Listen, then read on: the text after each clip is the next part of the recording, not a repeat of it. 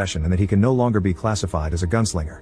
Roland confesses that even though everything is true, they must still try to defend the tower at all costs. He leaves the place and notices that his wounds are getting worse and worse. Jake in turn tells the people that Roland is a good person and should still be treated as a gunslinger. Although the technology is old, the portal seems to work well, so they both get ready to go. Just before that, the town begins to be attacked by Walter's henchmen, who set fire to and destroy everything around.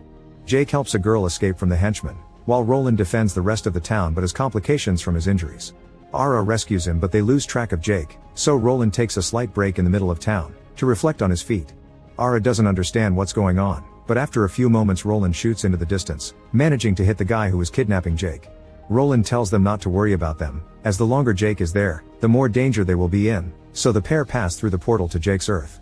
Roland feels overwhelmed by everything around him, and Jake tells him that they should get him medical help immediately.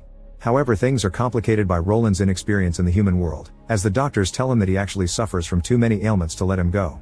They still leave, and Jake gives Roland painkillers and soda to make it better, with Roland saying he hasn't felt this good in years. Walter appears to Ara, manipulating her to tell her where Roland and Jake are, so he decides to go to Keystone Earth to follow them. Jake has the idea to ask the homeless man from earlier about the situation, but the man tells him that he lost his shine years ago, so Jake must use his powers to read the man's memories.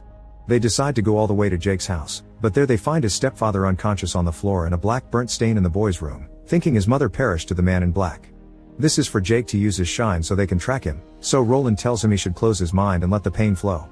On the terrace, Roland promises the boy that he will personally take care of Walter himself as revenge for the two of them.